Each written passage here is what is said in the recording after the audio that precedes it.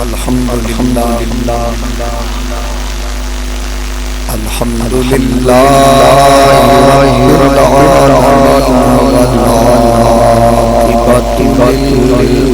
رب العالمین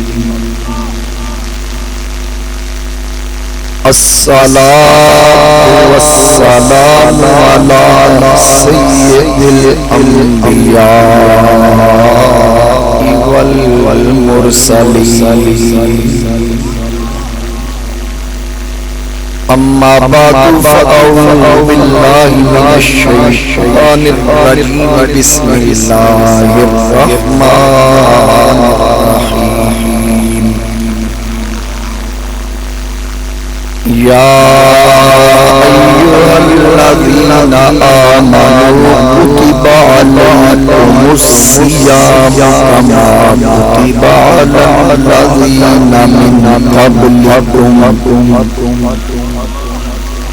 على الذين من قبلكم لعلكم تتقون.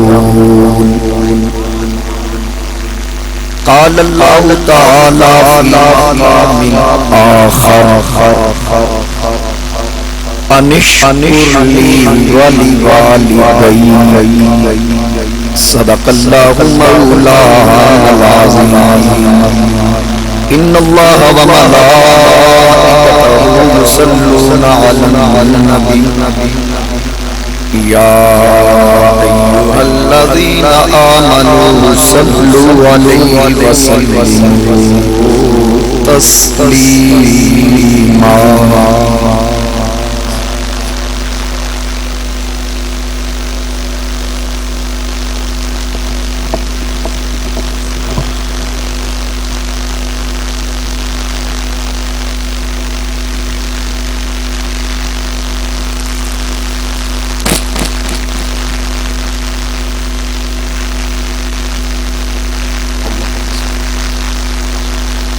بسط واجب الاحترام معزز حاضرین و سامعین، میرے بزرگوں، دوستوں، نوجوان ساتھیوں، السلام علیکم ورحمۃ اللہ وبرکاتہ.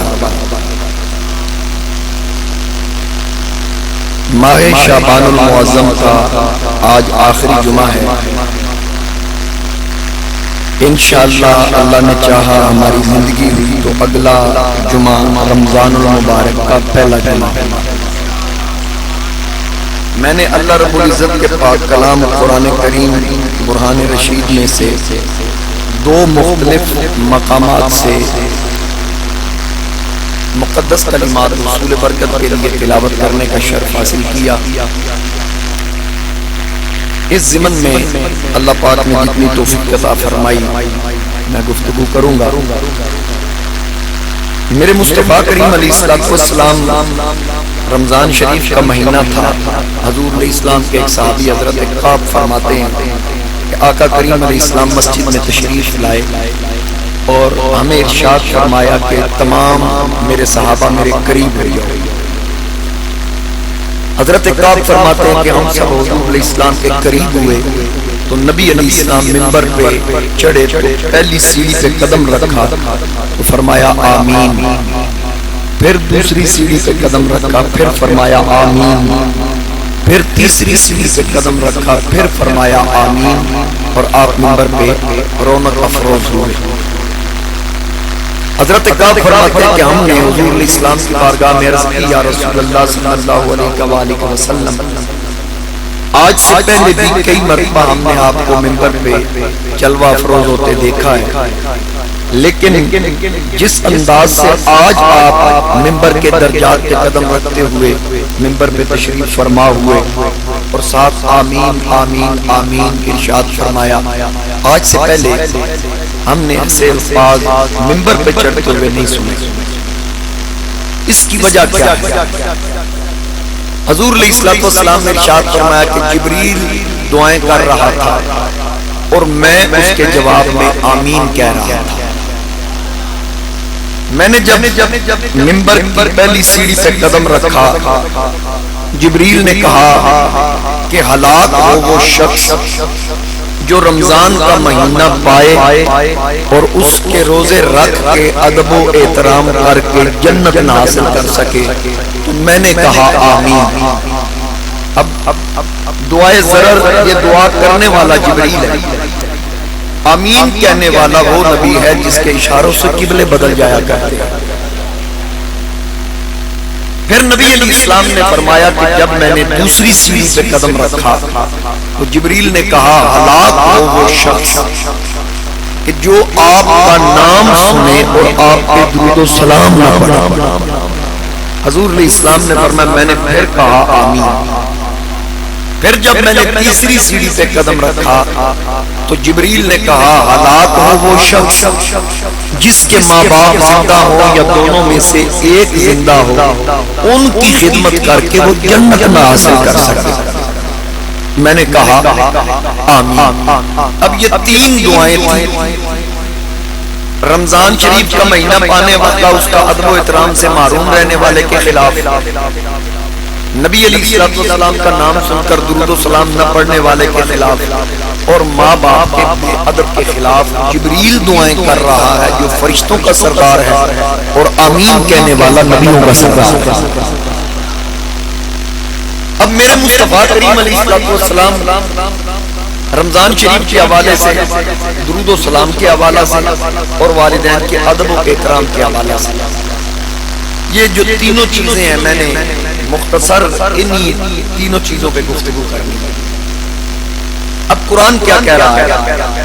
اللہ کا کلام بیان کر رہا ہے یا ایھا الذین آمنوا، اے ایمان والو، اے ایمان والو۔ ایک بات ذہن نشین کر لیں، یہ جو انداز تخاطب ہے نا اللہ کا، یہ صرف امت مصطفیٰ کے لیے ہے۔ باقی جتنے انبیاء گزرے کسی نبی کی امت کو اللہ نے اے ایمان والوں کہہ کے نہیں کہا۔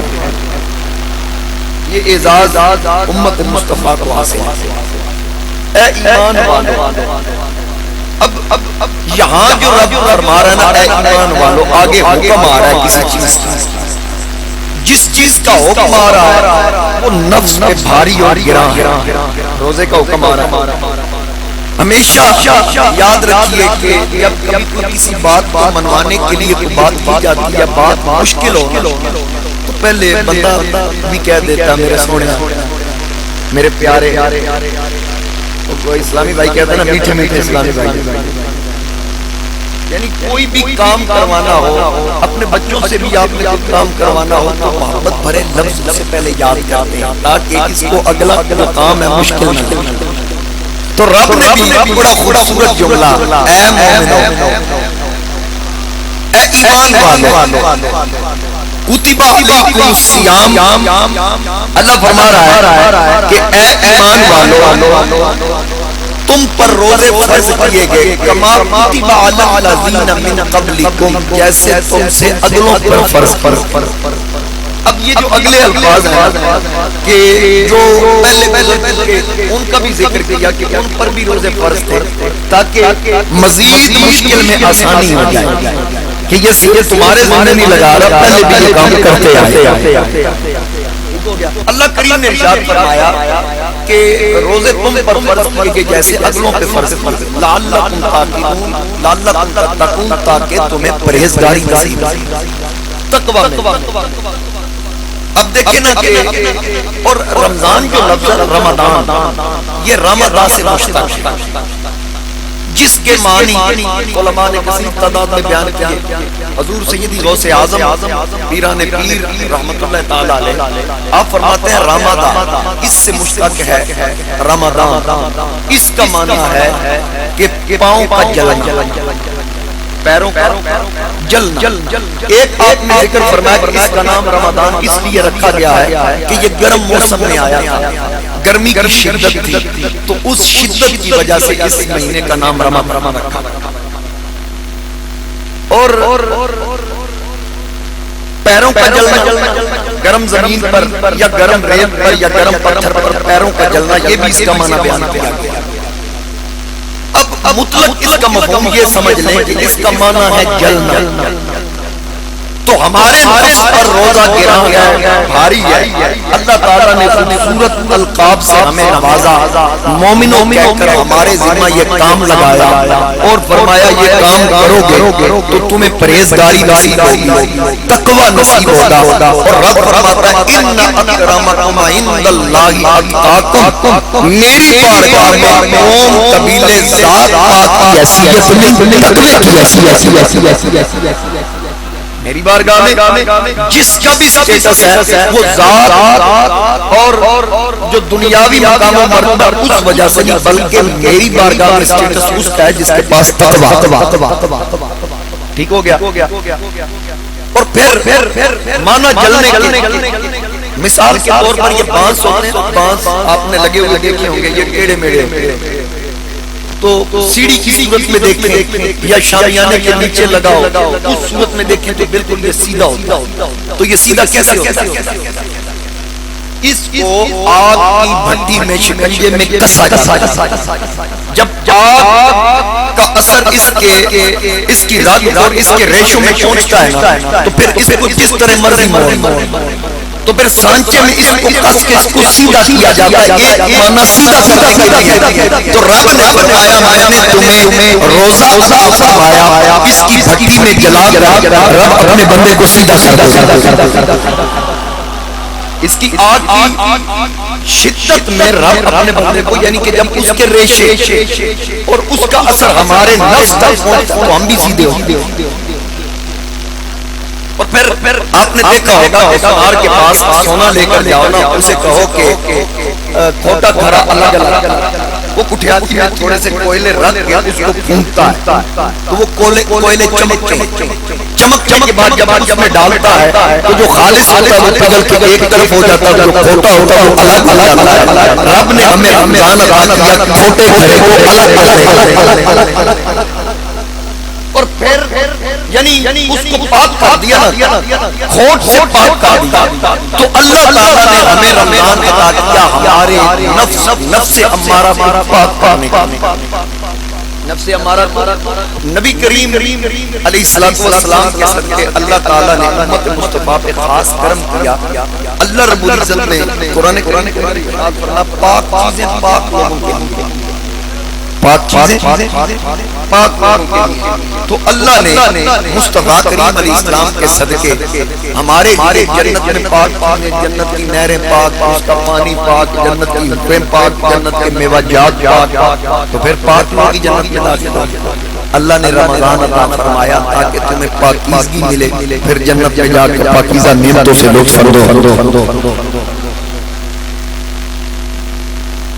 اور پھر نبی کریم علیہ السلام ارشاد فرماتے کہ معراج کی رات میں نے سدرہ کے نیچے ایک فرشتے کو دیکھا, اس کا وجود بڑا لمبا چوڑا. حضور علیہ السلام فرماتے نبی کریم علیہ السلام نے ارشاد فرمایا میں اس سے ملاقات کرتا ہوں, میں اس کو سلام کہتا ہوں, وہ میرے سلام کا جواب دیتا ہے اور اس کی پشت پہ کلمہ طیبہ لکھا فرشتے.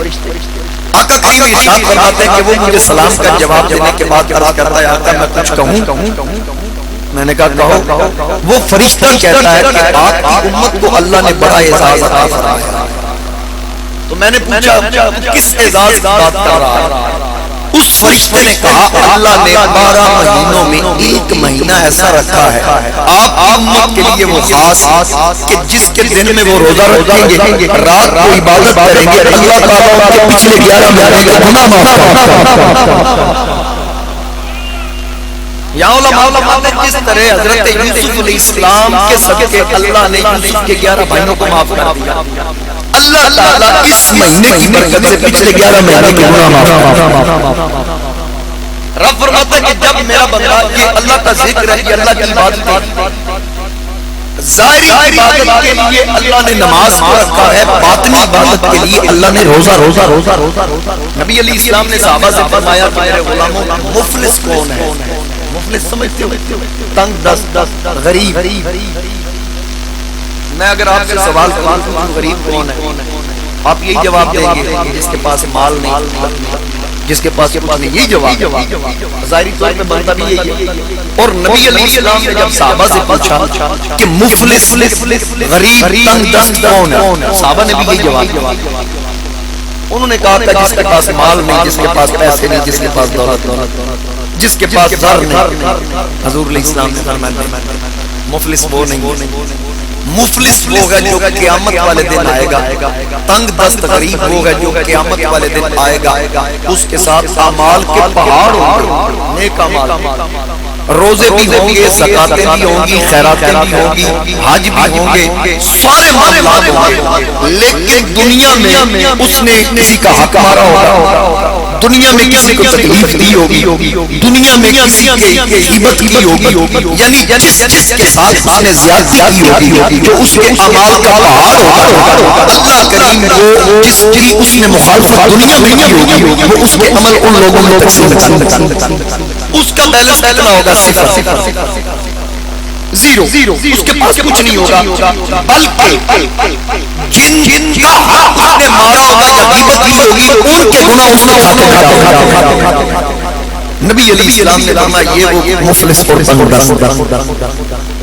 لیکن یہاں ایک بات بڑی قابل غور ہے، نمازیں بھی تقسیم ان پہ کر دی جائیں گی، خیراتیں بھی ان پہ تقسیم کر دی جائیں گی، زکاتیں بھی جن کا اس نے حق مارا یا گلا کیا یا برا کیا ان کے اندر تقسیم کر دی جائیں گی۔ ایک روزہ ہے جو تقسیم نہیں کیا جائے۔ میری خواہش ہے کہ میں روزے کے حوالے سے کوئی بات کروں، لیکن میرا لگتا ہے کہ سن نہیں رہے، پتہ نہیں رکھ کے اللہ خیر ہی کرے، ہو سکتا ہو تو تھوڑی شوگر بھی تیز ہو جائے، پورا سال ماشاءاللہ ٹھیک رہتی، کئیاں دی شوگر روزے چاہ کے آتے ہیں، کئی سب کو طریقہ تو فدیہ دے دیے، روزہ رکھنا بڑا پاٹ ایک دکاندار پہ آکے کئی سب میرے واسطے بڑا ہو، کہنا کہ کیوں آکے جی جھوٹ کی بولنا ہو، سارے میں کہتا ہوں بالکل ٹھیک آکھ رہے ہیں، بالکل نہ رکھنا، کیونکہ میرے نبی علیہ السلام نے فرمایا کہ جو بندہ روزہ رکھے اور جھوٹ سے زبان اس کی بند نہ ہو، ناپ تول میں کمی بیشی کرے، زیادتیاں بھی کرے، برائیاں بھی کرے، لغو و لغویات بھی بکے، رب کی بارگاہ میں بس وہ بھوکا پیاسا ہے، اس کے روزے کی کوئی یہ ذہن میں بات تو میں بات عرض کر رہا، میرے مصطفیٰ کریم علیہ السلام نے ارشاد فرمایا روزہ صرف اس کے اس اکاؤنٹ میں بچے اس کو تقسیم نہیں کیا جائے گا، کیونکہ رب نے فرمایا روزہ میرے لیے ہے اور اس کی جزا بھی میں دوں، روزہ میرے لیے ہے اور اس کی جزا بھی، روزہ میرے لیے اس کی جزا بھی رب نے دی ہے، اس نے اپنے لیے خاص کر رکھا۔ تسی میرے والے کو درویش ایندے درویش ناراض بھی جلدی تے میں ایندے دی دعاواں نال ہی اڑدا پھردا، میرا بیلی یہ نام حیدر ہے، میں کرا ٹھیک ہے، لو ایک بار کو سبحان اللہ۔ اچھا بات عرض کر رہا رمضان شریف کے حوالے سے، اس میں یہ برکتوں کا مہینہ ہے، رحمتوں کا مہینہ ہے، نبی علیہ السلام نے فرمایا کہ اس کے نفلی عبادت فرضوں کے برابر اور فرض کا درجہ 70 گنا بڑھا جو اس میں عمل کیا جاتا ہے۔ پہلا عشرہ جو ہے پہلے 10 دن وہ رحمت ہے، دوسرا عشرہ دوسرے 10 دن مغفرت اور تیسرا عشرہ جہنم سے چھٹکارا۔ پہلا رحمت 10 دن رب کے بندے اور نبی کے غلام رحمت لوٹتے، پھر اس کے اگلے عشرے میں وہ جو رحمتیں لوٹی اس کا حساب کتاب کر کے بتایا جاتا ہے، جاؤ تمہاری معافی ٹھیک ہو گیا، اور پھر جو تیسرا عشرہ ہے اس میں کنفرم کیا جاتا ہے کہ جنہوں نے رحمت لوٹی جن کے لیے مغفرت لکھی گئی ان کو ہمیشہ کے لیے اللہ نے نجات عطا تب تک جب اس نے عمل اور پھر اس کی ہر رات 1 لاکھ بندے میرے مصطفیٰ کریم علیہ السلام کے غلام جن پہ جہنم واجب ہے، ہر رات میں 1 لاکھ جہنمی جن کو اللہ جہنم سے نکال کر جنت میں داخل، اور پھر اس کی آخری رات میں جتنے پورے مہینے میں آزاد کیے ہوتے ہیں اللہ آخری رات میں کتنے لوگوں کو جہنم سے چھٹکارا۔ یہ خاص انعام ہے رمضان شریف مصطفیٰ کریم علیہ السلام کے امتی کے، تو اس کا ادب و احترام بھی کرنا ہے، رات قیام کرنا ہے۔ قیام، رات کے قیام سے مراد نماز تراویح اور نماز تراویح 20 ہے۔ کتنی ہے؟ کیونکہ آگے چل کے رمضان شریف میں ممکن ہے آپ سے سوالات دوست آپ کہہ بھی دیتے ہیں، پوچھ بھی لیتے ہیں۔ میرا چیلنج ہے کہ جو 8 پڑھتے ہیں وہ 8 رکعت کے ساتھ لفظ تراویح دکھا دیں، سیاستہ کی کسی کتاب میں سے دکھا دیں۔ قیامت آ سکتی ہے، نجد سے لے کر پاکستان اور ہندوستان تک ان تک کوئی مولوی پیدا ہی نہیں ہوا جو 8 کے ساتھ لفظ تراویح بالکل یہ ذہن نشین کر لفظ تراویح کے ساتھ 20 رکعت کا آپ کو تراویح کا لفظ ملے گا، 20 رکعت کے ساتھ 20 رکعت تراویح۔ کئی لوگ یہاں سے ہماری مسجد میں بھی پڑھتے ہیں، میں تقریباً کوشش کرتا ہوں میں روزانہ نماز تراویح یہیں پہ ادا کرتا ہوں، پورے رمضان کی کوشش میری یہی ہوتی ہے۔ میں نے دیکھا کہ 8 رکعت ہو جائے بندے نکلنا شروع ہو جاتے ہیں، 2 4 5 سال ضرور تھی تکلیف نہ کرو، تھی 8 پڑھ جاؤ، اتنے پڑھو نا جتنے 8 ہو رہی۔ اب پتہ ہے نا کہ اتنے 17 20 پڑھیا جانا تو اتنے 8 پڑھیا جانا، صرف جلدی ہوتی ہے، جلدی جلدی پڑھے، ماتھے ٹکائیں زمین پہ اور جلدی جلدی نکلے، یہاں آدھے پارے میں 8 یہ تو پتہ چلے گا نا حشر کے میدان، قیامت کے میدان۔ میرے والد صاحب رحمۃ اللہ علیہ فرماتے تھے کہ قیامت کے دن اگر 8 نکل آئیں، یہ کہتے ہیں نا حشر کو پتہ چلے گا تراویح ہے ہی 8 فالتو پڑھتے، والد صاحب فرماتے تھے اگر 8 نکل آئیں ہم رب سے عرض کریں گے مولا 12 ساڑیاں واپس کر دے، تے یہ نکل آئیں 20 تسی 12 کے چلو، ہمارے پاس تو اضافی عبادت سمجھ آ رہی تو تراویح جو ہے وہ 20 رکعت ہے۔ کتنی رکعت ہے بولیے؟ 20 رکعت۔ اور نماز وتر جو ہے بعض لوگ مسئلہ پوچھتے ہیں جی تراویح کی نماز با جماعت اپنا فرض نماز با جماعت نہ پڑھی ہو تو کیا ہم وتر بھی اپنی پڑھیں گے؟ نہیں، اگر جماعت وتر کی ہو رہی ہے تو آپ اس جماعت میں شامل ہو سکتے ہیں، چاہے آپ نے فرض نماز جماعت سے پڑھی ہے یا نہیں، آپ پڑھ سکتے جماعت کے ساتھ نماز وتر ادا کر سکتے۔ میرے مصطفیٰ کریم علیہ السلام نے فرمایا جو رمضان شریف میں رات کا قیام کرتا ہے اور سجدے کرتا ہے، 20 رکعت میں کتنے سجدے ہوتے ہیں؟ نہیں، 2 رکعتیں 4 ہوئے تھے بیچ میں 80 ہوتی شرید مدد کسی حاضر دماغ میں ہی سجدہ سبحان اللہ کیوں نہیں آتا۔ اچھا جتنے سجدے ہوں گے حضور علیہ السلام نے فرمایا ان سجدوں کی وجہ سے اللہ تعالیٰ جنت میں اس کا مقام بنا اور سرخ یاقوت کا اس کے لیے مکان بنے گا جو نماز تراویح میں سجدے ادا کرے۔ اور حضور علیہ السلام نے فرمایا یہ جو نماز کا چور ہے اس کو چاہیے کہ نماز کی چوری سے بچے۔ صحابہ نے عرض کیا کہ نماز کی بھی چوری ہوتی ہے، فرمایا آقا وہ چور کیسا ہوتا؟ فرمایا جو رکوع صحیح طرح ادا نہیں کرتا، قیام صحیح طرح نہیں کرتا اور جو سجدہ ٹھیک طرح نہیں کرتا۔ اور ایک بات اور میں عرض کر دوں، یہ بھی بڑی ضروری ہے، جب نماز کھڑی ہوتی ہے کہ پہلی رکعت بندے دوڑنا شروع کر دیتے ہیں کہ جلدی جلدی نماز مل جاؤں، دوڑنا منع، قدم تیز کر لیں، آپ اس میں شامل ہو گئے۔ اگر امام صاحب رکوع میں چلے گئے، اگر آپ رکوع میں بھی شامل ہو گئے تو پہلی رکعت میں آپ مل گئے، ٹھیک ہے۔ اگر آپ امام کے ساتھ چھوٹے ہی ہیں نا سبحان ربی العظیم نہیں بھی پڑھا، آپ رکوع میں شامل ہو گئے، آپ پہلی رکعت میں مل گئے۔ اگر پہلی رکعت نکل گئی پھر بعض بندے انتظار میں کھڑے ہوتے ہیں آپ 2 سجدے ہو جائیں تو پھر اگلی رکعت میں شامل ہوں گا، وہ کہ اس رکعت میں وہ اگر شامل ہو بھی جائے وہ رکعت نہیں گنی جائے گی، لیکن اگر وہ ان سجدوں میں شامل ہو جائے ان سجدوں کا ثواب جو وہ انتظار میں کھڑا ہے امام صاحب سجدے کر لیں اس کا شاید ثواب نہ ملے، لیکن اگر وہ سجدوں میں شامل ہو گئے تو اللہ کی بارگاہ میں سجدہ کرنا اس کو ثواب رکعت میں وہ شامل نہ اس لیے انتظار نہ کیا کریں، اگر ایک سجدہ بھی مل جائے تو اللہ کی بارگاہ میں کر لینا چاہیے، ٹھیک ہے؟ سمجھ آ گئی؟ اچھا اب یہ تو تھا رمضان، جس نے اس کا ادب و احترام کر کے جو جنت حاصل نہ کر سکا، جبریل نے کہا وہ ہلاک، میرے مصطفیٰ کریم علیہ السلام نے کہا آمین۔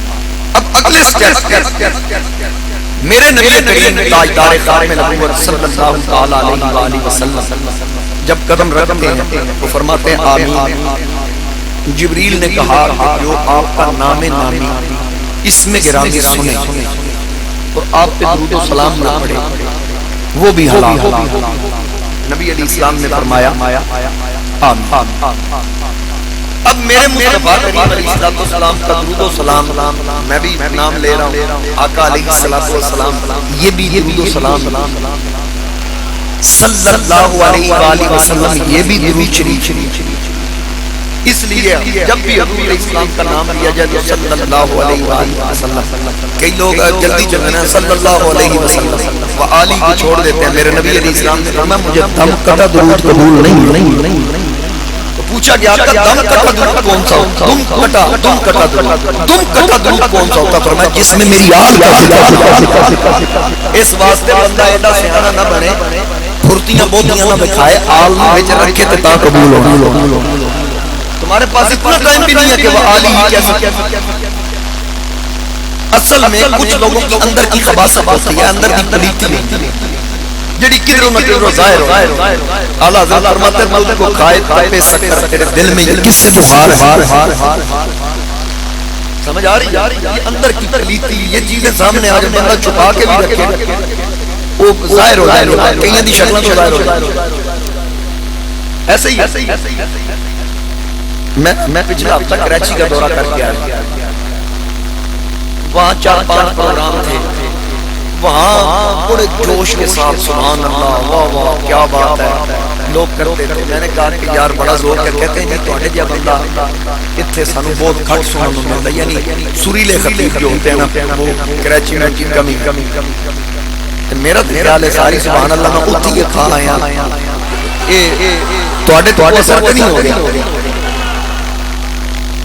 چلے میں بات عرض کر دینا جی، میں بالکل سنانا۔ اصل گل یہ کہ کہندے نے پہلے نال سر رلے تے بندہ سن لے، میں نہ آپ بے سرا تے نہ کسی نو بے سرا ہو رہا۔ چشتی ہے نا اندروں باہروں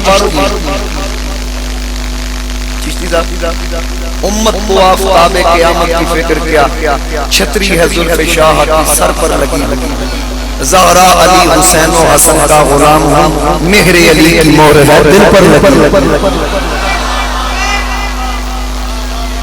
ایک جلسہ سی اتنے بندے بڑے دلے سن کراچی، میں انہوں نے آکے اگلی باری سبحان اللہ آنکھن والے بندے میں سرکو دے نال لے، پر محسوس ہی ہوں گا تھوڑا کراچی جانے دا ارادہ کوئی ہن جن جانا آگے جانا۔ تو بات میں کر رہا تھا کہ رمضان کا حکم رمضان کے حوالے سے، درود و سلام کے حوالے سے، اب یہ اللہ تعالیٰ کا یہ فیصلہ درود شریف کی بات بعض علماء نے لکھا ہے جب حضور علیہ السلام کا نام نامی اس میں گرامی آئے تو درود پڑھنا واجب ہے۔ بعض علماء نے یہ بھی کہا اور نبی علیہ السلام نے فرمایا جو مجھ پہ درود پڑھنا بھول گیا وہ جنت کا راستہ اسلام کا فرمان کہ جو مجھ پہ درود پڑھنا بھول گیا وہ جنت کا راستہ بھول گیا۔ اب یہ چیزیں میں بات عرض کرنے لگا تھا سبحان اللہ کے حوالے سے، وہ بھی سن حضرت یوسف علیہ نبی علیہ السلام کے حوالے سے آپ نے یہ پورا واقعہ مجھ سے سنا ہے اور بڑی ڈیٹیل کے ساتھ ہم نے اس کو بیان کیا۔ ایک بچے کے حوالے سے میں نے گفتگو کی تھی جس کا ذکر قرآن میں بھی ہے، شاہدہ شاہد من آلہا، کہ بی بی کے رشتہ داروں میں سے ایک بچے نے یوسف علیہ السلام کی پاکی بیان کی۔ وہ جب بی بی کمرے میں لے گئی اور یوسف بھاگے، بی بی نے پکڑا کرتے سے کرتا پھٹ گیا۔ پھر عزیز مصر نے کہا یوسف اپنی سچائی میں کچھ کہنا چاہتے ہو؟ کہا ایک بچے کو لاؤ جو کبھی بولا نہ ہو، میری پاکیزگی وہ بچہ بیان کرے۔ پھر اس بچے نے پاکیزگی بیان کی، بات لمبی ہو جائے گی شارٹ کر دوں۔ پھر ایک وقت آیا یوسف تاجدار مصر بن، مصر کے بادشاہ بن گئے یوسف علیہ السلام۔ جب مصر کے بادشاہ بنے تو دوسرے ممالک میں بھی غلہ ختم ہو گیا، غلہ جب ختم ہوا تو لوگ لینے کے لیے آتے، تو ان لینے والوں میں ایک شخص آیا، لائنیں لگی ہوئی ہیں، غلہ تقسیم کیا جا رہا ہے، ایک شخص آیا آ کے کہنے لگا کہ اے یوسف مجھے بھی غلہ چاہیے، فرمایا لائن میں لگ جاؤ۔ اس نے کہا جی میں نے لائن میں نہیں لگا، اور باقیوں کو آپ تول تول کے دے رہے ہیں، میں نے تول کے بھی نہیں دے۔ فرمایا کیوں بھائی، کیا وجہ؟ اس نے کہا حضور میں آپ کو اپنا تعارف کروں گا، پھر آپ بھی کہیں گے کہ جیسے میں کہہ رہا ہوں ویسے ہی کیا۔ فرمایا ٹھیک ہے پھر کرا تعارف، کون ہے؟ اس نے کہا کہ جب آپ کے بیوی نے الزام لگایا تھا زلیخا نے، تو ایک بچے نے آپ کی پاکی بیان کی تھی، فرمایا تھی، وہ کہنے لگا میں وہ بچہ ہوں۔ آپ کے سامنے جوانی چڑھ کے کھڑا ہوں، آپ نے جناب یوسف علیہ السلام نے فرمایا اپنے خدام سے کہا لے جاؤ اس کو، ہر بندے کو لائن میں لگاؤ، اس کو لائن میں نہیں لگانا، ہر بندے کو تول کے دیا جا رہا ہے، اس کو توڑ کے نہیں دینا، اس کو انہوں نے پوچھا اس کو کھول کے، فرمایا وجہ یہ ہے کہ اس نے بچپن میں میری باقی بیان کی، اب بتائیے چلا جو یوسف کی باقی بیان کرے، یوسف اس کو جب آپ لوگ یوسف کے خدا کی باقی بیان کریں گے تو وہ خدا بھی آپ کو توڑ کے نہیں دے گا بلکہ کھول کے آپ کی ہڈیاں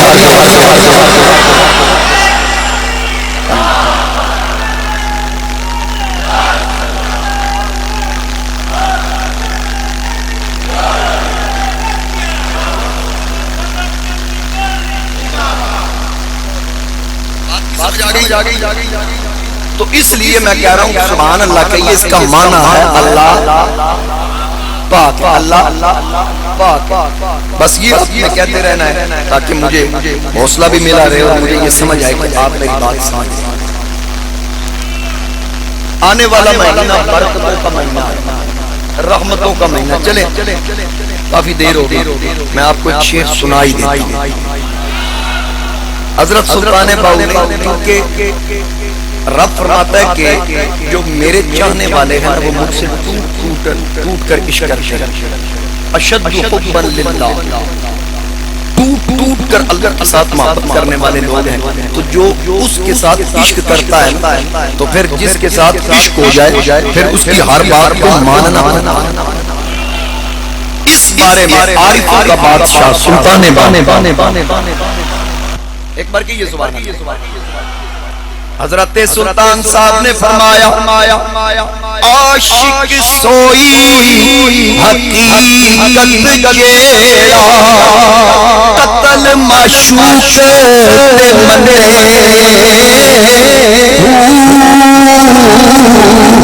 عشق نہ چھوڑے تے مکھ نہ موڑے سیسن وارا کھنے جند والوے پہ راز آہیتا لگے اسے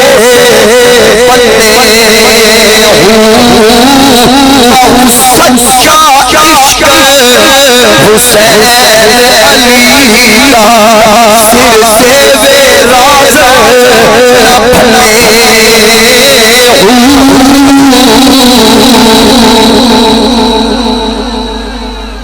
سلطان صاحب نے کہا سچا عشق حسین علی دا سر دے راز نہ بھنے۔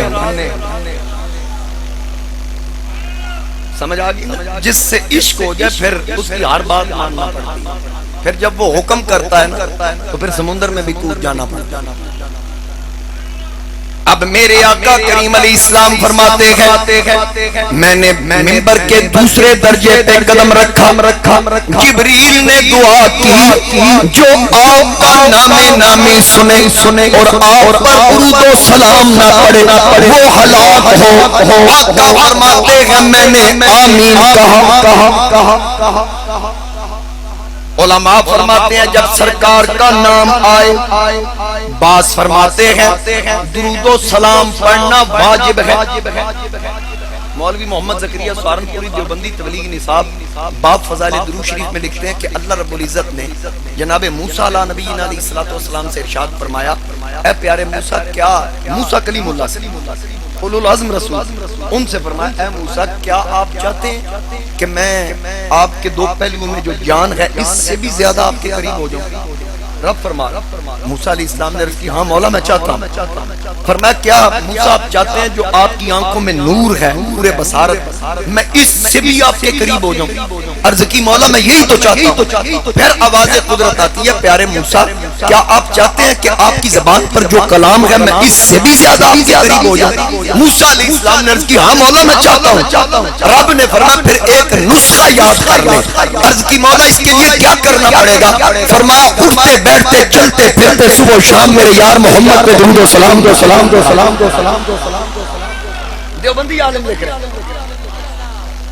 اور حدیث کی کئی کتابوں میں یہ روایت موجود ہے کہ رب جناب موسیٰ سے فرما رہا ہے کہ قرب لینا ہے تو مصطفیٰ پہ درود و سلام پڑھا۔ اور ایک روایت میں آتا ہے شاید پہلے بھی سنائی ہوگی، بہرحال پھر سن لیں کہ نبی علیہ السلام کی ایک صحابی نے دعوت کی، کھانا تیار کیا، حضور علیہ السلام تشریف لائیں گے، بڑا خوش تھا جب سرکار تشریف لائے، لیکن اس کے چہرے پہ پریشانی، زوجہ محترمہ بھی پریشان، اس کی حضور علیہ السلام نے پریشانی کی وجہ پوچھی، اس نے عرض کی آقا سارا کھانا تیار ہے، آپ کے لیے مچھلی لایا تھا بازار سے، اس کو پکانے کی کوشش کی وہ پک نہیں رہی، جو چیز آگ پہ رکھتے ہیں وہ پک جاتی ہے، تیل رکھتے ہیں اس میں سے دھوئیں نکلتے ہیں، مچھلی ڈالتے ہیں آگ بے اثر ہو جاتی ہے، جلتی ہے لیکن اثر نہیں ہوتا۔ حضور علیہ السلام نے فرمایا مچھلی میرے سامنے لاؤ۔ وہ مچھلی میرے آقا کریم کے سامنے لائی گئی تو سرکار نے مچھلی کی طرف دیکھ کے فرمایا اس کو رہنے دو، یہ نہیں پکے گی۔ آقا کیوں نہیں پکے گی؟ فرمایا کہ یہ جب پانی میں تھی نا تو میرے کچھ غلام کشتی میں جا رہے تھے اور مجھ پہ درود و سلام پڑھ رہے، یہ درود سنتے سنتے لذت اور کیف محسوس کرتے اپنے قبیلے علاقے کو چھوڑ کر میرے درود کی وجہ سے کشتی کے ساتھ ساتھ چل پڑے، یعنی کان لگا کے درود سنتی رہی حتیٰ کہ تمہارے ہتھے چڑھ گئی اور تو لے کے آیا کہ اس کو پکاؤں۔ ارے اس نے میرا درود بڑی محبت سے سنا ہے، اس کو دنیا کی آگ تو کیا، اس کو تو جہنم کی آگ بھی نہیں جلا سکتی۔ اب جس نے درود سنا ہے اس کو آگ نہیں جلاتی جو پڑھتا ہے۔ اب پتہ یہ چلا جو درود سن لے حضور اس کو بھی جانتے ہیں، جو درود سنے سرکار اس کو جانتے ہیں، اور جو درود پڑھے صدائیں درودوں کی آتی رہے گی، جنہیں سن کے دل شاد ہوتا رہے گا، اہل سنت کو عادت کے آقا کمیلا ہوتا رہے۔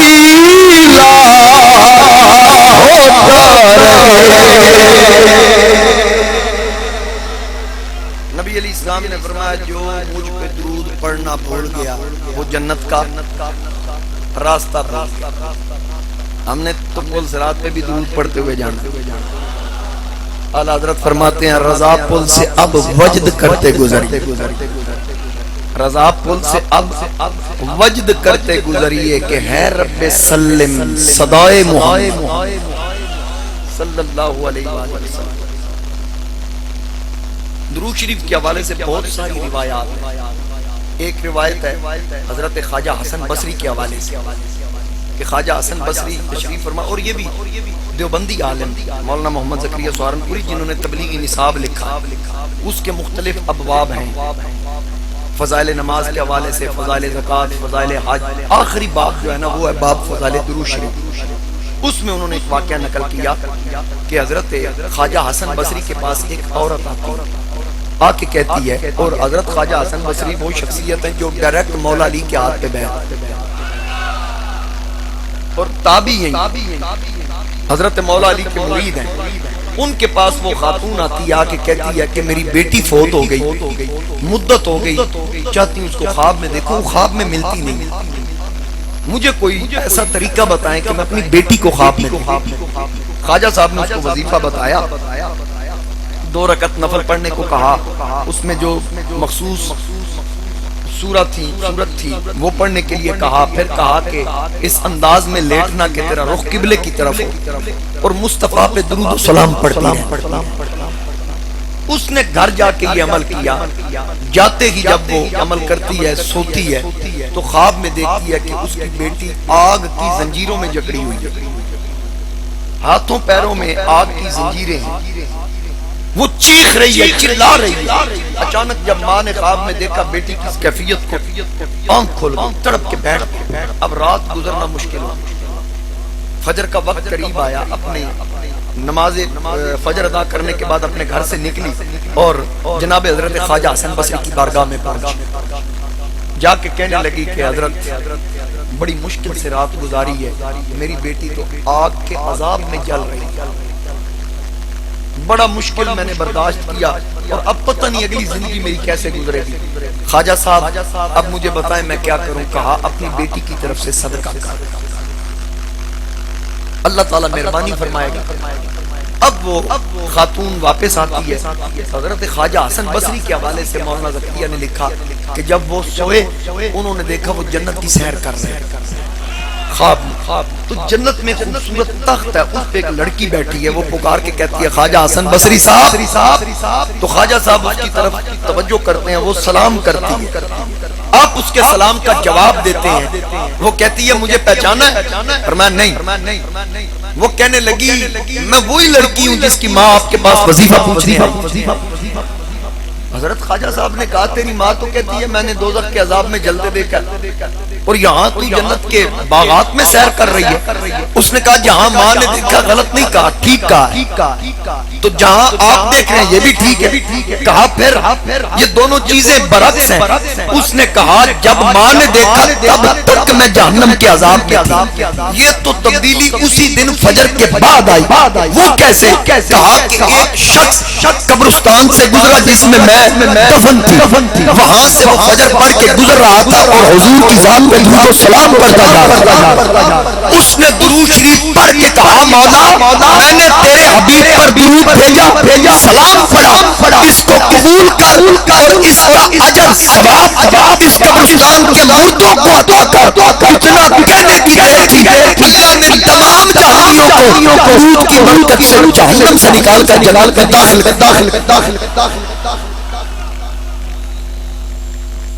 اور امام غزالی نے تو اس حوالے سے لکھا 1000 مردوں کو جن پہ جہنم واجب ہو چکی تھی اس ایک کے پڑھنے کی وجہ سے جنت عطا کر دی۔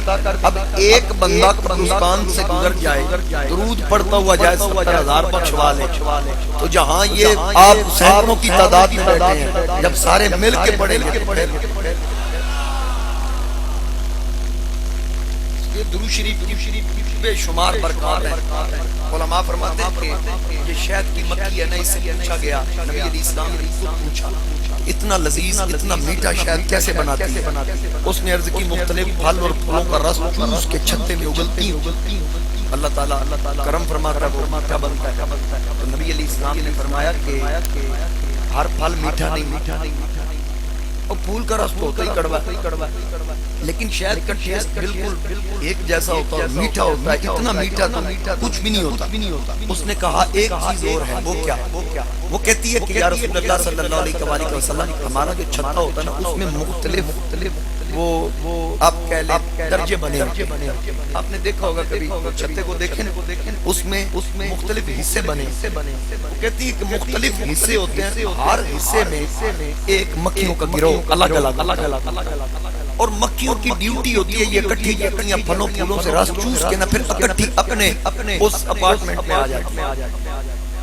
تو ہر گروہ کا ایک سردار مکھی ہوتی ہے جو آگے چلتی ہے، باقی مکھیاں پیچھے ہوتی ہیں۔ وہ جو سردار ہوتی ہے وہ پہلے چھتے میں آ کے بیٹھتی ہے، اب باقی جب باقیوں کی انٹری شروع ہوتی ہے وہ سب سے سنتی ہے، جو آپ پہ درود پڑھتی ہے نا اس کو داخل ہونے دیا جاتا ہے، جو درود نہیں پڑھتی اس کو مروف کے نیچے پھینک۔ اب آپ دیکھ لیں مشاہدہ کر لیں بعض اوقات جہاں شہد کی مکھیوں کا بسیرا ہو، نیچے کسی کا پر پڑا ہے، کسی کا پاؤں پڑا ہے، کسی کا سر پڑا ہوتا ہے، وہ درود کی منکر ہوتی ہے اور وہ مکھی کہتی ہے آقا یہ جتنی مٹھاس ہے نا یہ آپ کے درود کی برکت کی، یہ مٹھاس کس وجہ سے ہے بولیے؟ درود کی وجہ سے۔ اب جہاں درود پڑھا جائے وہاں مٹھاس ہی مٹھاس۔ میرے مصطفیٰ کریم علیہ السلام کے ذکر کی وجہ سے تمام کڑوے رس میٹھے ہو جاتے ہیں. اور پھر اس خالص شہد کی علامت کیا، پہچان کیا؟ بوتلیں اٹھا کے دیکھنا نہیں. بڑے بڑے چکر چل گئے. مجھے کچھ دوست دیتے ہیں تحفہ ایک نمبر. یہاں انیف صاحب بیٹھے ہوں گے، وہ اکثر مجھے شاید پہنچاتے رہتے ہیں. بوتلیں الٹا کے دیکھنے سے نہیں پتہ چلتا. ماہرین فرماتے ہیں، علماء فرماتے ہیں کہ خالص شہد روٹی کے ٹکڑے پہ لگا، روٹی کے ٹکڑے پہ لگا کر کتے کے آگے ڈالا. اگر ہوا خالص اس کے قریب کتا نہیں آئے گا. یعنی یہ اکابرین نے بتا دیا کتا درود علی شہد نیڑے نہیں آنا.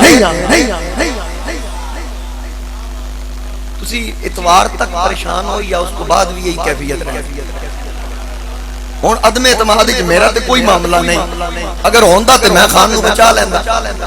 اگر میرے واسی چ ہوندا میں نواز شریف نو بٹھا دیندا. ہن میرے واسی چ نہیں، میرے واسی تے اے ہی تسی سبحان اللہ کو میں تانوں کوئی سناواں.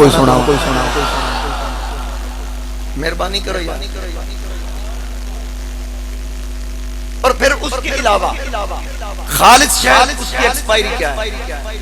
یہ ادویات کے اوپر لکھا ہوتا ہے کہ کوئی 1 سال کے لیے، کوئی 2 سال کے لیے اوپر ڈیٹ ہوتی ہے، فلاں دن یہ بنی تھی، فلاں ڈیٹ تک یہ قابل استعمال ہے. خالص شہد کے حوالے سے علماء فرماتے ہیں کہ 2500 سال پڑا رہے. یعنی سیدھی گل کریے بھی ساری زندگی خراب نہیں. 2500 سال کی نے دیکھیں. بہرحال پھر بھی انہوں نے ایک لمٹ احتیاطاً بیان کر دی کہ 2500 سال پڑا رہے، خراب نہیں ہو.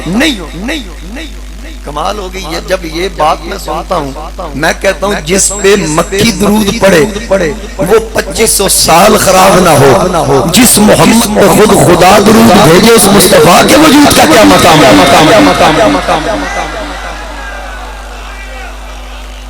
اعلیٰ حضرت فرماتے ہیں تو زندہ ہے واللہ، زندہ ہے واللہ، میرے چشم عالم سے چھپ جان. چمک تجھ سے پاتے ہیں سب پانے والے، میرا دل بھی چمکا دے چمکان. یہ درود کی برکات. اور فیہ شفاء للناس، قرآن کہہ رہا ہے اس میں شہد میں اللہ نے شفا رکھی. موت کے علاوہ ہر چیز کو پرہیز کرتا ہوں. ویسے میں اکثر سے دیکھے نے 2-4 رسگلے کھا کے آتے ہیں میری چاہ مٹا نہیں. میں پرہیز. اگر شوگر کا مریض بھی شہد استعمال کر لے تو اس میں شوگر کو فرق نہیں پڑتا. اس میں خالص ہوئے چینی نہ ملی. چینی اپنا کام بخا دیں شہد پی جاؤ. اگر مولوی نے دس ایسی کوئی خالص شہد جو ہے یہ مرض میں اضافہ نہیں کرتا، مرض کو کم کرتا ہے. کوئی خدا نہ خواستہ معدے کا مریض یہ بڑی عجیب قسم کی بیماری، ساری بیماریوں کی جڑ جو ہے یہ معدہ. اسی سے شوگر ہے، اسی سے جتنی آگے بیماریاں پھیلتی جاتی ہیں. صبح اٹھ کے نیم گرم پانی میں 1-2 چمچ شہد میں ڈال کے ہلا کے اس کو پی لیا کریں بلا ناغہ. معدے کے حوالے سے دنیا کی کسی دوائی کی ضرورت نہیں. اگر کسی کے معدے میں السر ہو گیا، زخم ہو گیا، آج سے وہ کام شروع کر دے. میں خود اس کا مریض تھا اور میں معدے کی دوائی کھاتے میں یہی عمل کرتا. اس میں شفا ہے. کس وجہ سے؟ درود کی بڑی برکات. علامہ امام یوسف نبانی واقعہ نقل کرتے ہیں. میں نے پچھلے سال یہاں آیا تھا، وہ بڑا لوگوں نے کہا بار کبھی سنا ہے کبھی چلے میرے ذہن میں اب آ گیا قدرتی طور پر میں عرض کر دیتا. امام یوسف نبانی ایک واقعہ لکھتے ہیں کہ ایک تاجر تھا. اللہ تعالیٰ اللہ کو مال سے بڑا نوازا. اچانک دستی آگے، مفلسی آگے، خشکی ہو، بحری راستوں میں بڑے تجارتی سلسلے. اچانک دستی آگی، مال ختم ہو گیا. کسی سے اس نے قرض لیا. اب جب قرض لے لیا تو وہ قرض جس نے واپس لینا تھا وہ تقاضا کرتا ہے کہ میرے پیسے واپس کر. اب اس کے پاس ہے نہیں. وہ روزانہ جہاں ملتا ہے وہ ٹارچر کرتا ہے ذہنی طور پر، پھر راستہ روک لیتا ہے. پھر ایک دن ایسا ہے اس نے کہا کہ میں قاضی کی عدالت میں طلب وقت کے جج کی عدالت کو طلب کر لیا. اب وہ شخص جج کے سامنے پیش ہوتا ہے. جج نے کہا ہاں بھائی اس کے پیسے دینے ہیں یا نہیں, یا جیل جائے گا یا اس کے پیسے. اس نے کہا جی مجھے ایک رات کی مہلت. وہ جو مدعی تھا وہ کہنے لگا جناب میں اس کو کتنے دنوں سے تو کہتا آ رہا ہوں, اگر آج بھی آپ نے اس کو مہلت دے دی پھر یہ تو ہاتھ سے گیا. جج نے کہا ظاہرہ میرے پاس کیس آ گیا, میں نے فریقین کی بات کو سنا, تیری سن لی, اب اس سے بھی سن. میں نے عدل و انصاف کے تقاضوں کو سامنے رکھا. ہاں بھائی ٹھیک ہے, میں اگر تجھے ایک رات کی مہلت دوں تو تیرا ضامن اب جس نے قرض دینا ہو سجن بھی ضامن نہیں دیندے. کہندے چنگے ویلے تے سارے نال کھلوتے ہوندے نے, پتہ اودوں لگدا برا وقت جدوں اوکھا وقت آوے اور کدی کدی آ بھی جائے کم از کم چلو کھوٹے کھڑے دی پہچان تے ہو جاندی ہے, سر تے کون کھلوتا تے ہٹیا کون. یہ بھی رب کی طرف سے ایک آزمائش. اب وہ سوچ میں پڑ گیا ضامن کس کو. جج نے کہا ہاں بھائی جانتی ہے کوئی, اس نے کہا کون. اس نے کہا زہرا کباب. امام یوسف ربانی لے کر آمنہ کا لال میرا ضامن. اب جس نے قرض واپس لینا تھا وہ کہتا جی یہ کیا رسول اللہ کو درمیان میں لا. اس نے کہا النبی اولا بالمؤمنین من انفسہم, میرا نبی کے ساتھ بڑا کلوز تعلق ہے, اس وقت رسول اللہ کے سوا میرا ضامن کوئی. جج نے ضمانت قبول. اس نے کہا ٹھیک ہے میں مولا. وہ گھر آیا چہرہ پریشانی کے عالم میں متغیر تھا. بیوی نے پوچھا کیا پریشانی ہے. اس نے کہا کہ وہ جس کا قرض دینا 500 دینار تھی, وہ جس کے دینے ہیں آج وہ مجھے عدالت میں لے گیا اور اس نے مجھے ذلیل کرنے کی کوشش کی. ایک رات کی مہلت ملی. بیوی نے کہا جو مہلت ملی ہے ضامن کس کو دیا. اس نے کہا ضامن میں نے آمنہ کے لال کو دیا. بیوی مسکرا پڑی. کہتا تو مسکرا رہی ہے, وہ آکے جی وہ ضامن دے کے آیا نا, میرا پکا یقین ہے مالک کاندر نہیں لگا. بابا جی فرماتے تھے خادم حسین یہ جتنے بھی ہیں نا جنہوں نے ختم نبوت سے غداری کی, یہ درجہ بدرجہ ذلیل ہوتے رہیں گے, ہوتے آئے ہیں اور ہوتے جائیں. جنہوں دا تعلق اتھے ہوئے نا پھر اس طرح مالک نہیں لگن. اس نے کہا بے فکر ہو جا. عشاء کی نماز پڑھی, سو گیا. اب جب سویا تو کیا ہوگا. ہون بھی تسی نہ بولے تو پھر میں جماعت کھڑی کرا. اب وہ جب سوچا ہے اس کا مقدر جاتا ہے. حضرت میاں محمد بخش فرماتے ہیں سننے دے ملے آئی سننے دے ملے آئی قلبی پالیا دردی ماری اکھ نہ کھولا اٹھے پھر بچھڑنا جاوا ہجر تیرا خون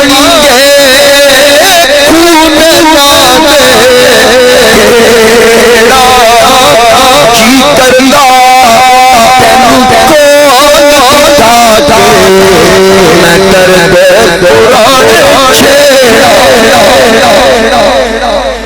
اب خواب میں مدینے کا تاجدار آتا ہے, میرے آقا کریم خواب میں تشریف لائے, سرکار کی زیارت کرتا ہے. آقا کریم نے فرمایا او میرے غلام پریشان کیوں ہے, پریشانی کیا ہے. عرض کی یا رسول اللہ آپ تو جانتے ہی ہوں گے کہ مجھ کے قرض ایک رات کی مہلت لے کے آیا ہوں. آقا کریم نے فرمایا بادشاہ وقت کا فلاں وزیر نام بھی بتایا, کیا اس وزیر کے پاس اس سے میرا سلام کہنا اور ساتھ کہنا سرکار فرما رہے ہیں تیرا جتنا قرض ہے وہ تیرے ذمہ ہے, تیرا وہ سارا قرض ادا کرے. اب وہ شخص خواب میں عرض کرتا ہے یا رسول اللہ صلی اللہ علیہ وآلہ وسلم اگر وہ مجھ سے پوچھے کہ خواب تجھے آئی میں کیسے مانوں، دلیل کے طور پہ کیا عرض کروں؟ میرے نبی نے فرمایا اس سے کہنا کہ رات میں 1000 مرتبہ درود پڑھا ہے اور تیری یہ روٹین ہے، تو 1000 مرتبہ درود پڑھ کے سوتا ہے، تو نے 1000 کی تعداد کو پورا کر لیا، لیکن اس فکر میں تھا کہ پتہ نہیں 1000 پورا ہوا یا نہیں، اس ششو پائی میں تھا، تجھے تسلی نہیں تھی، مجھے جب تسلی اس بات کی کہ شاید میں نے اتنا پڑھا، پھر تو نے مزید پڑھا، جبکہ پہلی مرتبہ تو 1000 مرتبہ پڑھ چکا تھا، پڑھ رہا تھا، ہم سن رہے تھے۔ یہ اس سے جا کے کہنا اب وہ میرے نبی کا غلام، میرے نبی کا عاشق، میرے نبی کا محب، جب صبح فجر کے لیے اٹھتا ہے چہرے اس کے مسکراہٹ تبسم چہرہ کھل رہا ہے۔ بیوی نے کہا سنا، کہنے لگا کام ہو گیا، کیونکہ میرے نبی نے فرمایا من رآنی فی المنام فقد رأى الحق، جس نے نیند میں مجھے دیکھا اس نے حق دیکھا، سچ دیکھا۔ حضرت امام حسن رضا خان فاضل بریلوی کے چھوٹے بھائی مولانا حسن رضا خان فرماتے ہیں دیکھنے والے کہا کرتے ہیں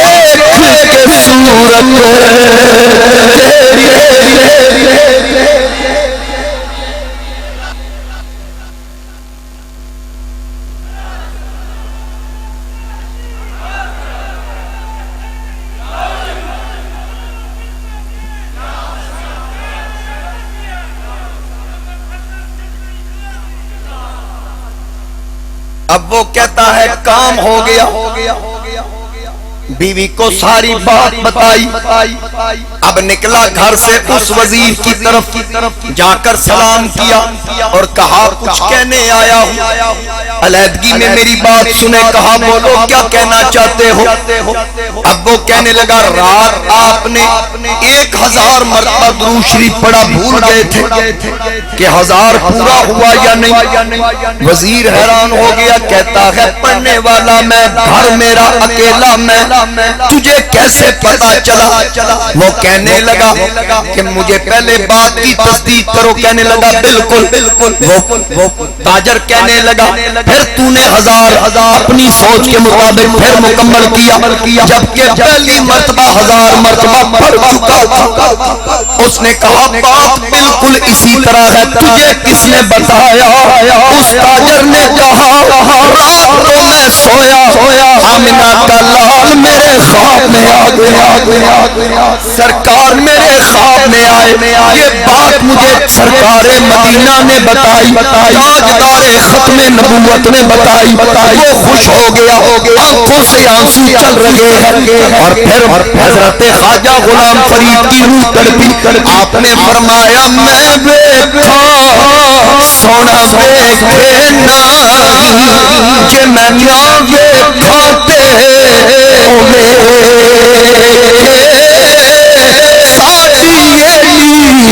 قسمت کی تو ساڈے وچ ویکھن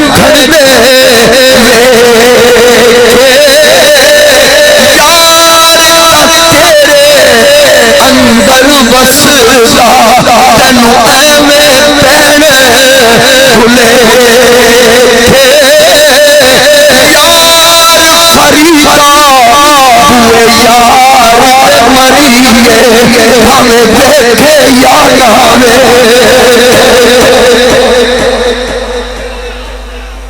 اب جو عقیدت کے اس منزل پہ پہنچتا ہے کہ مدینے کے تاجدار اسے اپنی نگاہ میں رکھتے ہیں، جو سرکار سے محبت کرتا ہے سب کچھ چھوڑ کے مدینے کے تاجدار کا ہو جائے تن تنور ہڈا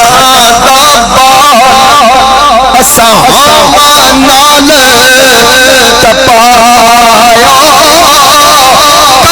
کپ ٹوٹیاں اساں پیڑے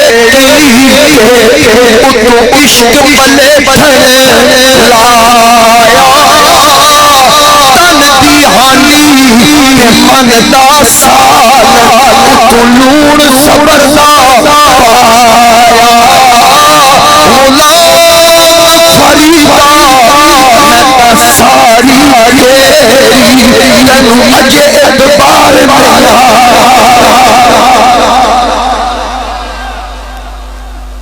اب جب وزیر کو خواب کا بتایا گیا خوش ہو گیا، کہنے لگا میرے لیے کوئی اور حکم ہو۔ کہا مجھ پہ قرض چڑھ گیا ہے، اصل جس وجہ سے سرکار میرے خواب میں تشریف لائی، جب ساری بات بیان کی 500 دینار دیا، پھر 500 پلٹتا جا رہا ہے، کہتا پہلا تیرا قرض، دوسرا تیرے بچوں کے لیے، تیسرا مجھے درود و سلام کی خبر دینے کے لیے، چوتھی مرتبہ دے کے کہا تمہیں بتایا ہے مدینے کا تاجدار آیا، جا لے جا خوش کر دیا کہ میں تو سمجھتا تھا پڑھ رہا ہوں پتہ نہیں قبول ہے یا نہیں، یہ تو اب پتہ چلا ہے کہ درود پڑھو تو ثواب ملتا ہے، سلام پڑھو تو جواب ملتا ہے۔ اب وہ اٹھا، اس نے پیسے لیے، سیدھا قاضی کی طرف عدالت میں گیا، اپنی باری کا انتظار کر رہا ہے، مختلف کیس لگے ہوئے ہیں، باری باری آوازیں آ رہی ہیں فلاں حاضر ہو فلاں حاضر ہو۔ جب اس کی باری آئی وہ تاجر اندر داخل ہوا تو جج صاحب کرسی چھوڑ کے کھڑے ہو گئے، جج صاحب کرسی چھوڑ کے کھڑے ہو گئے، سینے پہ ہاتھ رکھ کے استقبال کیا۔ اب جس نے قرض لینا تھا وہ مدعی بھی آ گیا، وہ بھی کھڑا ہوا، اس نے بھی سینے پہ ہاتھ رکھ کے سلام کیا۔ اب وہ تاجر کہتا جی میں حاضر ہوں۔ جج نے کیس سنائی نہیں، مدعی سے کہا تیرے کتنے پیسے ہیں بول، تیرے پیسے میں ادا کروں گا۔ اب جج سے پوچھا جا رہا ہے یہ کیسا مقدمہ ہے کہ ایک تو کھڑے ہو کر استقبال کر رہے ہیں اور دوسرا یہ کہ قرض بھی آپ کہتے ہیں میں ادا کروں گا۔ امام یوسف نبانی لکھتے ہیں کہ جج نے کہا جب میں رات کو گھر جا کے سویا تھا آمنہ کا لال میرے گھر میں بھی تشریف لایا، سرکار میرے پاس بھی آئے تھے، عشق سرکار میں جو جہاں سے گزر جاتے ہیں، عشق سرکار میں جو جہاں سے گزر جاتے ہیں، یہ حقیقت ہے وہی لوگ سمجھ جاتے ہیں، یہ نہ سوچو کہ وہ آئے تو وہ تو خوش کی طرح دل میں اتر جاتے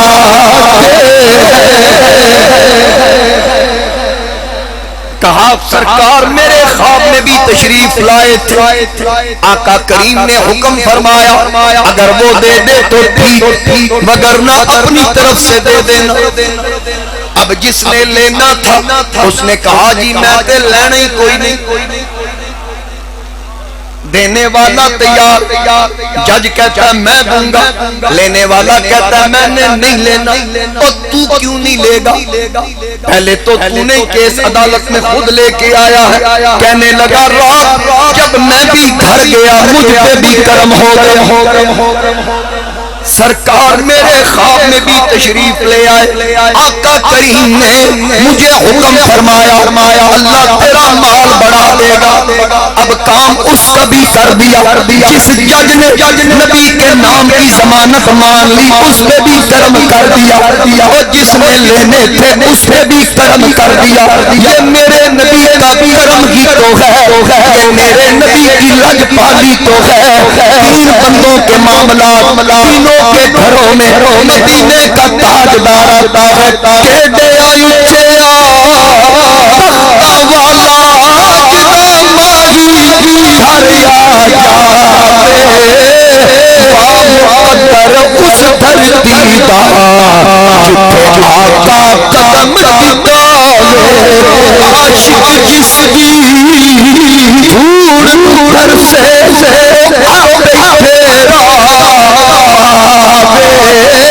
آزم کدے شفا نہ منگے جنوں آقا پوچھن آوے۔ اب سرکار کرم کر رہے ہیں کس وجہ سے؟ عقیدت کے ساتھ جو درود پڑھا، محبت اور عقیدت کے ساتھ۔ اور مولوی محمد زکریا سہارنپوری ایک واقعہ نقل کرتے ہیں کہ ایک شخص بیت اللہ کا طواف کر رہا، دیوبندیوں کے عالم لکھ رہے ہیں، بندہ بیت اللہ کا طواف کر رہا ہے، طواف کرتے ہوئے نا وہ درود شریف پڑھ رہا ہے، درود شریف۔ میرے والد صاحب رحمۃ اللہ علیہ، میں نے ان سے پوچھا تھا دوران طواف کون سا وظیفہ کیا جائے، وہ فرمایا کرتے تھے کوئی مخصوص نہیں ہے، اصل تو عبادت طواف ہے، باقی جو بھی آپ پڑھیں گے ایک نیکی لاکھ کے برابر ہوتی ہے۔ تو وہ فرماتے تھے میں یہ سمجھتا ہوں کہ وہاں درود شریف ہی پڑھنا چاہیے کہ یہ سب سے افضل ہے، کیونکہ درود اللہ بھی بھیجتا، اللہ کے فرشتے بھی بھیجتے ہیں، تو پھر سب سے افضل ہے۔ تو آپ یہ ذکر کرتے کرتے ایک بار پڑھیں گے 1 لاکھ کا ثواب ہوگا، 7 چکروں میں کتنا پڑھیں گے پتہ نہیں کتنے لاکھ بن جائے، تو یہی پڑھیں گے۔ وہ بندہ امام جناب مولانا محمد زکریا سہارنپوری دیوبندی لکھتے ہیں کہ وہ بندہ طواف کرتا ہے درود شریف پڑھتا ہے، صفا مروہ کی صحیح کرتا درود شریف پڑھتا ہے، جہاں پہنچتا درود شریف پڑھتا ہے۔ اب کسی نے اس سے پوچھا کہ تو درود شریف ہی پڑھ رہا ہر مقام پہ، اس کی کوئی خاص وجہ؟ اب اس نے خاص وجہ کیا بیان کی؟ وہ کہتا ہے کہ میں جب حج کے لیے آ رہا تھا، راستے میں میرے والد صاحب میرے ساتھ تھے، سفر کیونکہ اس وقت جانوروں پہ سواریوں پہ ہوتا تھا، تو راستے میں والد صاحب کی طبیعت خراب ہوئی اور ان کی ڈیتھ ہو گئی، فوت ہو گئی۔ کہتا ہے کہ میرے باپ کی جب روح نکلی نا تو چہرہ مس ہو گیا، سیاہ ہو گیا، کہ میں بیٹا تھا میرا بھی قریب جانے کو جی نہیں کر رہا، میں نے جلدی سے چہرہ ڈھانپ لیا۔ اب اس پریشانی میں ہوں کہ لوگوں کو بلاؤں تو ان کی شکل دیکھ کے لوگ نزدیک نہیں آئیں گے، اب کیا کروں؟ میں اس پریشانی کے عالم میں تھا، اچانک ایک خوبصورت چہرے والی شخصیت میرے سامنے آئی، تو میں نے دیکھا کہ وہ میرے باپ کی میت کے پاس گئے، انہوں نے چہرے سے کپڑا ہٹایا، کپڑا ہٹا کے اپنا گورا گورا ہاتھ چہرے پہ پھیرا، میرے باپ کا چہرہ رش کے کمر بنا چمکنے لگ گیا۔ تو میں نے قدم پکڑ کے کہا اس مشکل گھڑی میں میری داد رسائی کرنے والے آپ کون ہے؟ کہا انا نبیک، میں تیرا نبی محمد مصطفیٰ صلی اللہ علیہ وسلم۔ پوچھا یا رسول اللہ، میرے والد صاحب کا کوئی یقیناً ایسا عمل تھا جو قابل گرفت تھا، جس کی سزا مل رہی تھی، لیکن آپ کی لج پالی یقیناً کوئی عمل اچھا بھی تھا جس وجہ سے آپ تشریف لائے۔ فرمایا تیرا باپ رات کو اس وقت تک سوتا نہیں تھا جب تک مجھ پہ درود و سلام نہیں پڑھ لیتے۔ تو پتا چلا کوئی یہ چاہتا ہے کہ مرتے وقت میرا بھی چہرہ چمکے، میری شکل ٹیڑھی نہ ہو، اٹھتے بیٹھتے چلتے پھرتے میرے مصطفیٰ پہ درود و سلام۔ تو جبریل نے کہا آقا ہلاک ہو وہ شخص جو آپ کا نام سنے اور آپ پہ درود و سلام نہ پڑھے۔ اب رمضان کے حوالے سے بھی ہوگی، 3 دعائیں تھیں، ہلاک ہو وہ شخص جو رمضان کا مہینہ پائے، برکات نہ لوٹ سکے، روزے رکھ کے جنت حاصل نہ کر سکے، وہ بھی ہلاک کو حضور نے فرمایا آمین۔ دوسری دعا جو آپ کا نام سنے آپ پہ درود و سلام نہ پڑے، وہ بھی ہلاک کو حضور نے فرمایا آمین۔ اب تیسری دعا جو منبر کے آخری درجے پہ جب حضور علیہ السلام پہنچے، حضور علیہ السلام فرماتے ہیں جبریل نے کہا جن کے ماں باپ زندہ ہوں، دونوں ہوں یا دونوں میں سے ایک ہو، ان کی خدمت کر کے جو جنت حاصل نہ کر سکے وہ بھی ہلاک ہو۔ حضور نے فرمایا آمین۔ اب 3 دعائیں مانگنے والا فرشتوں کا سردار، آمین کہنے والا نبیوں کا سردار۔ اب یہ جو تیسری دعا ہے یہ ماں باپ کے حوالے سے، میں نے دوران خطبہ بھی پڑھا نا، انشکر لی ولی والدیک، اللہ فرماتا ہے میرا بھی شکر ادا کرو اور والدین کا بھی شکر ادا کرو، میرا بھی شکر ادا کرو اور والدین کا بھی شکر ادا کرو۔ اب یہاں اس حدیث پاک میں یہ تین چیزیں بیان ہوئی، دو کا میں نے ذکر کر دیا، اب تیسری کو سن لیں۔ میرے مصطفیٰ کریم علیہ السلام اور قرآن کریم میں بھی جہاں عبادت کا ذکر ہے، اللہ تعالیٰ نے کئی ایسے مقامات ہیں عبادت کے ساتھ والدین کی خدمت کو رکھا۔ وَقَضَىٰ رَبُّكَ أَلَّا تَعْبُدُوا إِلَّا إِيَّاهُ وَبِالْوَالِدَيْنِ إِحْسَانًا، انشکر لی میرا بھی شکر ادا کرو، والدین کا بھی شکر ادا کرو۔ وَوَصَّيْنَا الْإِنسَانَ بِوَالِدَيْهِ إِحْسَانًا، کئی مقامات پر یہ سورہ لقمان کے الفاظ ہیں، اور ایک مقام پہ کہا امہو، خاص کر ماں کی خدمت کا، کیوں؟ وَهْنًا عَلَىٰ وَهْنٍ كُرْهًا وَوَدَعْتُهُ كُرْهًا، جس نے تکلیف در تکلیف 9 ماہ تجھے اپنے پیٹ میں رکھا، 9 مہینے جس نے تجھے اپنے پیٹ میں رکھا، اور وَفِصَالُهُ فِي عَامَيْنِ، اللہ فرماتا ہے پھر 2 سال تیری ماں نے تجھے اپنا دودھ پلایا۔ ماں کی بھی خدمت کر، باپ کی بھی خدمت کر، ماں کی خدمت کا حکم اس لیے، اور زیادہ تر بیان بھی ماں کی شان ہوتی ہے، صرف وجہ یہ ہے کہ ماں کے درجے میرے خدا نے بھی بلند رکھے ہیں، میرے مصطفیٰ نے بھی بلند رکھے ہیں۔ حضور علیہ السلام سے ایک شخص نے سوال کیا میرے ماں باپ دونوں میں سے میرے لیے زیادہ خدمت کا حقدار کون ہے؟ حضور علیہ السلام نے فرمایا تیری ماں۔ بات ختم ہوگی یہاں، ظاہری طور پہ ختم ہو جانی چاہیے۔ وہ کہتا ہے میں نے پھر پوچھا ماں باپ میں سے زیادہ خدمت کا حقدار کون ہے؟ فرمایا تیری ماں۔ بات ختم ہوگی، تیسرا تو کوئی ہے نہیں، سوال بنتا بھی نہیں۔ کہا میں نے پھر پوچھ لیا آقا اس کے بعد، حضور نے پھر فرمایا تیری ماں۔ راوی کہتا میں نے پھر پوچھا، پھر اس کے بعد فرمایا پھر تیری ماں۔ 3 مرتبہ حضور نے فرمایا تیری ماں، تیری ماں، تیری ماں زیادہ خدمت کی حقدار ہے۔ پھر کہتے میں نے جب چوتھی بار پوچھا فرمایا تیرا باپ۔ ایک شخص نے حضور علیہ السلام سے عرض کی میں نے کندھوں پہ بٹھا کر ماں کو کعبے کا طواف کروایا ہے، میں نے کوئی اس کی خدمت کا حق ادا کیا؟ فرمایا 100 سال ماں کو کندھوں پہ اٹھا کے صرف کعبے کے چکر لگاتا رہا، پھر مجھ سے آ کے پوچھ کوئی خدمت کا حق ادا کیا؟ تو میں تجھے بتاؤں گا تو نے تو ماں کی خدمت کے 1 رات کا حق بھی ادا نہیں کیا۔ جب سردیوں کی ٹھنڈی رات تو بستر پہ بول و براز کرتا تو تیری ماں تجھے خشک جگہ پہ لٹاتی، خود گیلی جگہ پہ لیٹنا پسند کرتی کہ میرے بچے کو تکلیف۔ جس نے تیرا اس قدر خیال رکھا، ایک شخص حضور کی بارگاہ میں آ کے عرض کرتا میرا باپ میرے مال سے خرچ کرتا ہے اور مجھ سے پوچھتا بھی نہیں، آقا میرے باپ کو سمجھائیے۔ حضور علیہ السلام نے بابے کو بلا لیا، سرکار نے فرمایا بابا اس کو کیسے پالا ہے؟ عرض کی آقا اس کو بڑی مشکل سے پالا ہے، جو اس کی حاجات ہوتی میں ان کو پورا کرتا، یہ بیمار ہو جاتا میں مجھے شہر سے باہر جانا پڑتا، میں اس کو کندھوں پہ اٹھا کر لے جاتا، جب تک یہ رات کراتا رہتا میری آنکھ نہ لگتی، میں اس کی فکر میں یہ سوتا تھا، تب میں سوتا یہ کروٹ بدلتا میری آنکھ کھل جاتی۔ میرے نبی یہ بات سن کے رو پڑے، عرض کی آقا آپ روتے کیوں ہیں؟ فرمایا یہ تیری شکایت لے کے آیا، یہ کہتا میرا باپ میرے مال سے خرچ کرتا مجھ سے پوچھتا نہیں۔ میرے مصطفیٰ کریم نے اس شخص سے کہا تربیت تیرے باپ کی نہیں تیری کرنے کی ضرورت ہے، تو اس کا ہے نا؟ اس نے کہا جی۔ فرمایا اگر تو اس کا ہے تو تیرا مال بھی تیرے باپ کا، اگر یہ تیرے مال سے خرچ کرتا ہے اس کو خدا نے نہیں پوچھنا، تو کون ہے پوچھنے والا؟ اور جناب تاجدار صداقت صدیق اکبر فتح مکہ پر اپنے گھر تشریف لے جاتے ہیں، اپنے نابینا والد جناب ابو قحافہ کی انگلی پکڑ کے لا رہے ہیں۔ حضور علیہ السلام نے فرمایا ابو بکر کہاں گئے تھے؟ ابا جی کو لینے گیا تھا۔ کس لیے؟ میں نے کہا دعا مانگی تھی کہ یا اللہ میرے باپ کو اس وقت تک موت نہ دینا کہ جب تک نبی علیہ السلام کا کلمہ نہ پڑھ لیں، تو میں اب لے کے حاضر ہو گیا ہوں، جلدی جلدی ان کو کلمہ پڑھائیں قبل اس کے کہ موت آ جائے۔ حضور علیہ السلام نے فرمایا تو نے بوڑھے باپ کو تکلیف کیوں دی؟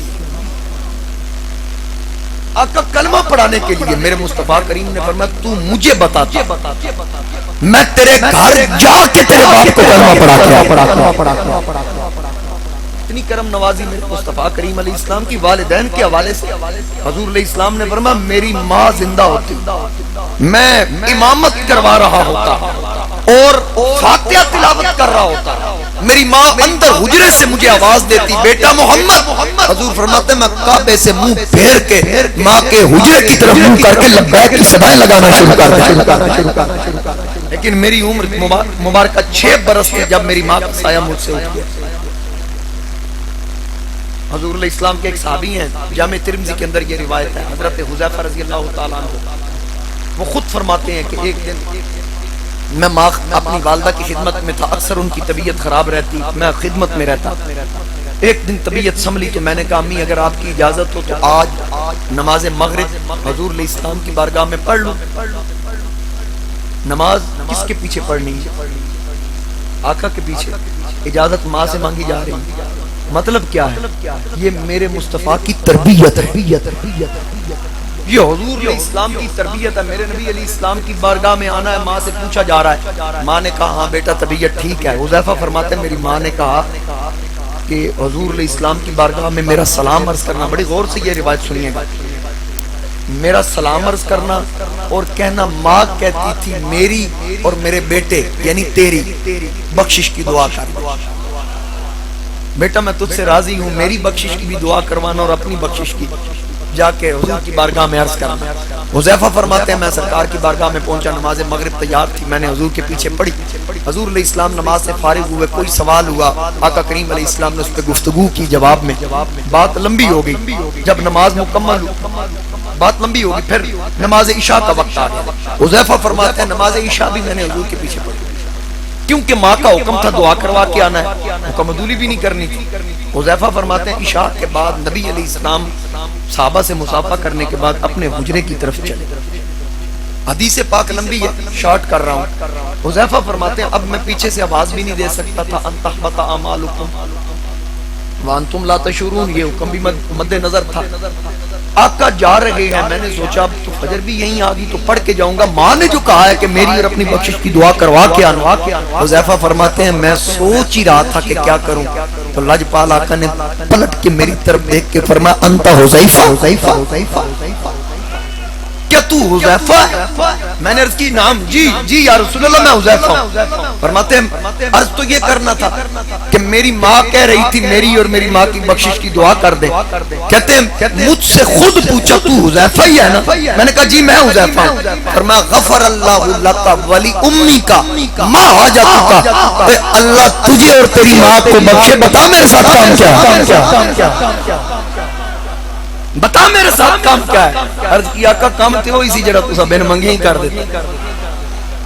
کام تو وہی تھا جو بن مانگے ہو گیا. یہ دربار محمد ہے یہاں ملتا بن مانگے، یہ دربار محمد ہے یہاں ملتا بن مانگے. ارے نادا یہاں دامن کو پھیلایا نہیں کرتے، ارے آنا سمجھ قربان ہو جا ان کی چوچ پر. یہ لمحے زندگی میں بار بار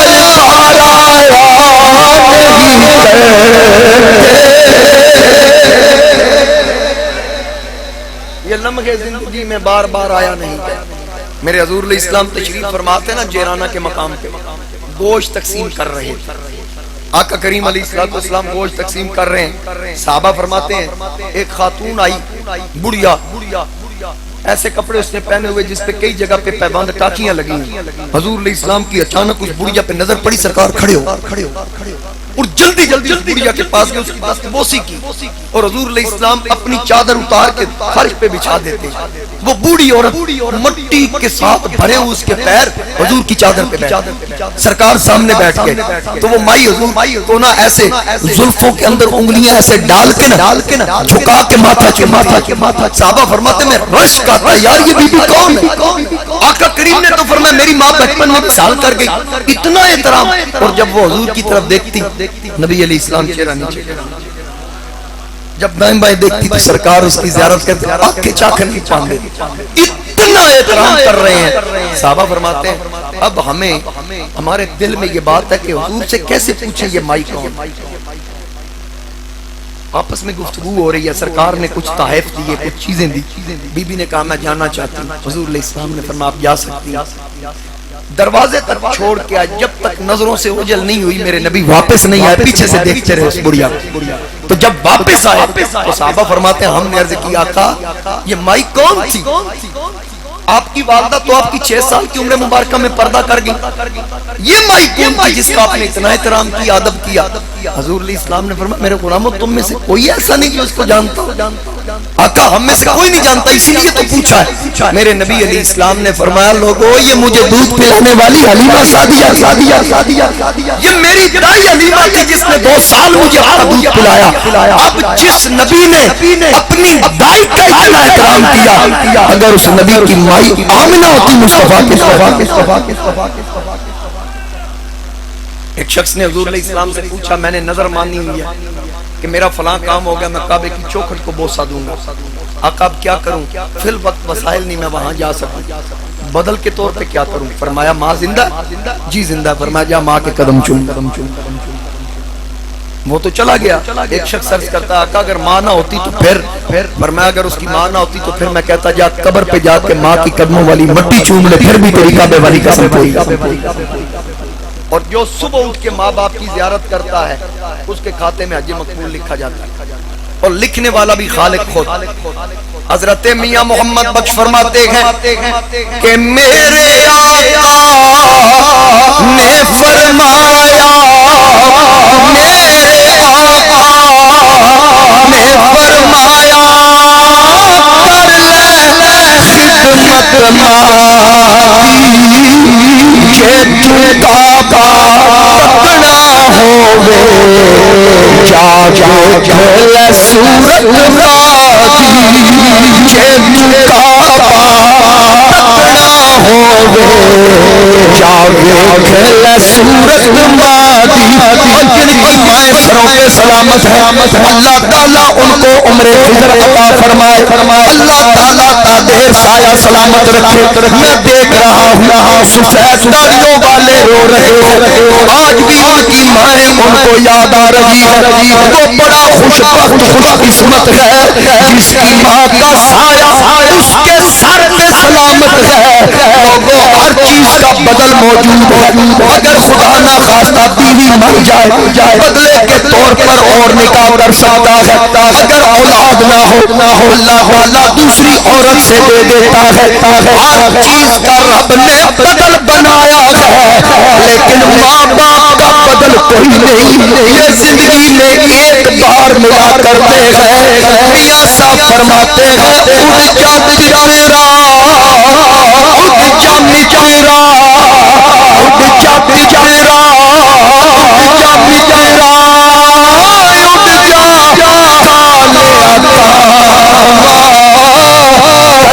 کالے گلیاں دے بچ رلن نماڑے مرن جنا تجا گلیاں دے وچ رلن نمانے مرن جنا دیاں ماواں. کہیں باہر سے سفر کر کے آؤ نا, کبھی اس انداز میں تجھ سے پوچھنے والا کوئی نہیں ہوگا کہ تیرا سفر کیسا رہا جس انداز سے ماں پوچھ قدم قدم کی خبر لیتی ہے. اور دنیا میں ایک ماں کا رشتہ ہے جس کی نظر تیری جیب پہ نہیں ہے, تیرے بیوی بچوں کی نظر تیری جیب پہ ہے, جس کی وجہ سے تو ماں باپ کو قربان کرتا ہے. لیکن دنیا کا ہر شخص, ہر پرسنالٹی, ہر تیرا تعلق دار تجھ سے کبھی نہ کبھی حسد کر سکتا ہے, تیرے مرتبے کی وجہ سے, تیری دولت کی وجہ سے, تیرے کاروبار کی وجہ سے. اللہ کی قسم ہر کوئی چاہتا ہے کہ یہ مجھ سے بڑھے نا, یار چاہتا ہے یار مجھ سے نہ بڑھے, سگا بھائی چاہتا ہے یہ مجھ سے بڑھے نا. ایک ماں باپ ہے, باپ کہتا ہے یا اللہ میرے پتر نو میرے نالوں بھی ردا. ماں بھی یہی دعائیں کرتی ہیں. یہ ماں باپ خوش ہوتے ہیں اپنی اولاد کی عزت کو دیکھ کر. تو یہ زندگی میں ایک بار ملتے ہیں, ان کی قدر کر لو. رحمت اور بخشش کا مہینہ آ رہا ہے. یہ 3 چیزیں میں نے حدیث پاک کے حوالے سے بیان کی. اللہ تعالیٰ کی بارگاہ میں دعا ہے اللہ ہمیں